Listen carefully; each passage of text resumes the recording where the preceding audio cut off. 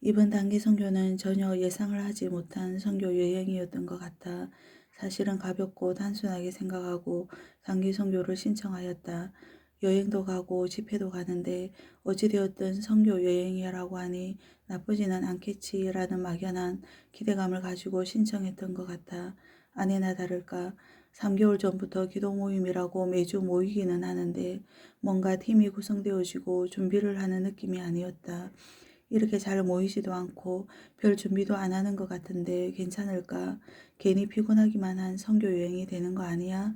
우려스러운 시간들이 흘러갔다. 시간이 다가올수록 기도 모임도 점점 뜨거워지는 것 같고 팀들도 그림이 그려지는 것 같아서 막바지가 되니 그제서야 기대하는 마음, 설레는 마음이 생겼다. 1월달 내내 개인적으로 힘든 일이 있어서 하루 3시간씩 기도를 하게 되었다. 하나님의 은혜는 부어지는데 문제가 해결되지는 않는다.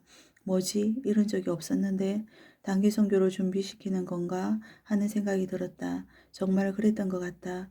내가 뭐라고 먼 대단한 선교 여행을 간다고 사단이 그렇게 방해를 할 일인가 싶어서 별 영적으로 긴장을 하지 않고 있었던 것 같아.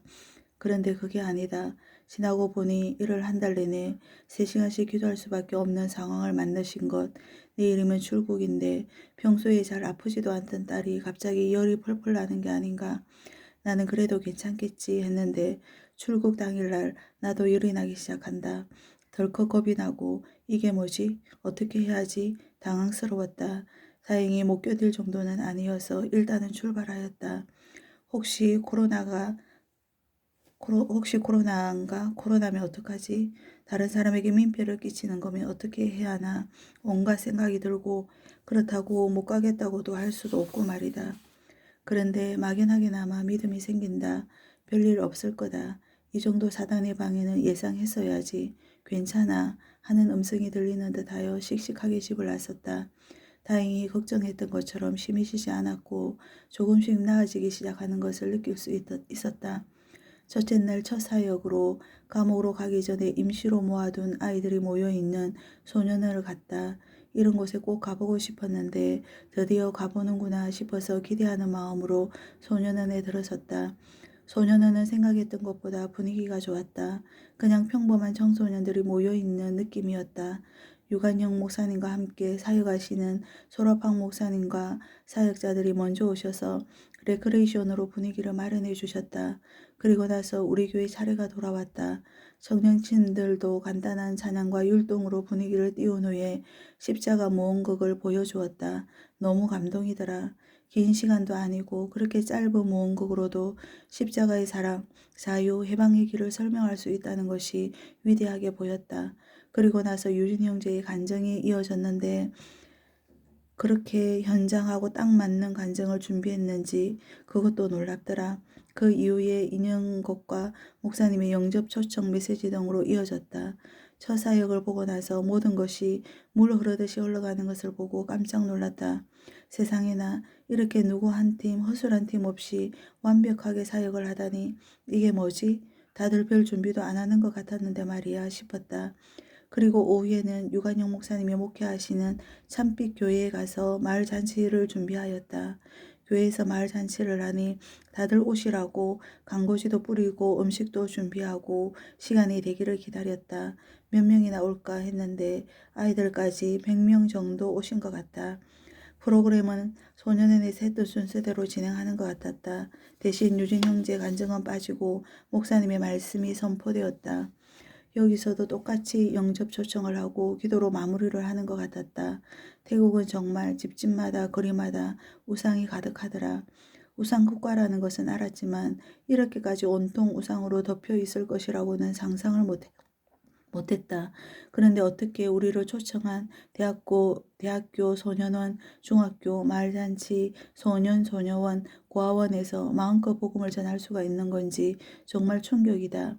그것도 단체로 수업 시간을 대체해서 말이다. 한국에서는 도저히 상상할 수 없는 일이다. 4일 동안 우리가 만난 아이들을 다 합치면 한 500명은 되지 않을까? 500명에게 복음을 마음껏 선포하고 영접 초청까지 그 자리에서 할 수 있다니, 내가 이런 자리에 함께 서 있다니 이게 뭔 일인가 싶더라. 더 놀라운 것은 그 단체의 리더들이 나와서 하는 마지막 인사말이었다. 여러분들이 와서 예수님을 알게 되어 감사드린다. 하나님을 생각하게 되었다. 다음에도 다시 와주길 바란다. 진심으로 감사하고 기뻐하는 것이다. 완전 나의 생각을 뒤엎어버리는 순간이었다.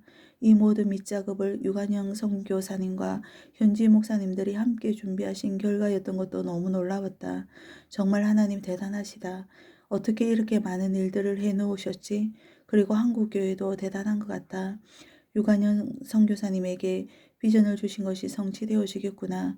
신학교를 세우고 우상을 무너뜨리고 교회가 부흥하고 사람들이 살아나고 주의 청년들이 돌아오고 제자들이 세워지는 일들이 반드시 일어나겠구나. 진심으로 바라고 기도하게 되었고 벅찬 마음으로 한국으로 돌아왔다. 마지막으로 두 가지만 더 얘기하고 싶다. 고아원에 가서 아이들에게 복음을 전하고 한 명 한 명 중보 기도를 해주는데 눈물이 왈칵 쏟아지더라. 너희들은 불행한 아이들이 아니야. 사람은 누구나 불행해. 육신의 부모가 있다고 행복해지는 건 아니란다. 하나님을 아버지로 모시고 살면 너희들도 누구보다 행복해질 수 있어. 하나님을 의지해봐. 하나님이 너희들을 도와줄 거야. 절대 포기하지 말고 절대 낙심하지 말고 말이야. 하나님은 그런 분이셨지. 그런 좋은 신분, 놀라운 분이셨지. 하나님의 마음이 부어지는 시간이었다. 라차파 대학교에 갔을 때 강단의 천정이 높은 돔 형태의 무대여서 완전 소리가 울려서 공연을 망친 느낌이었다.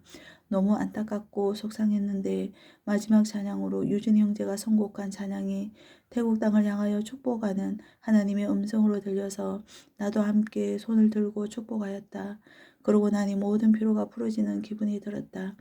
모든 것이 다 마무리되고 이제 좀 쉬겠다 싶었는데 세상에나 공항을 향하던 차가 큰 소리를 내며 타이어가 터져버린다. 평생 처음 타이어가 터지는 소리를 들어보았다. 그렇게 큰 소리가 나는지 몰랐다. 다들 얼마나 놀랐는지 모른다. 그것 때문에 마지막으로 좀 쉬고자 잡아놓았던 스케줄이 펑크가 나버리고 부랴부랴 정신없이 돌아가는 티켓팅을 하고 비행기 시간에 가까스로 도착하였다. 정확하게 00시 30분에 출발인 비행기를 00시 30분에 게이트 앞에 도착했다. 이런 경우도 다 있구나. 세상에 무슨 고개를 하고 정신없이 돌아온 기분이다.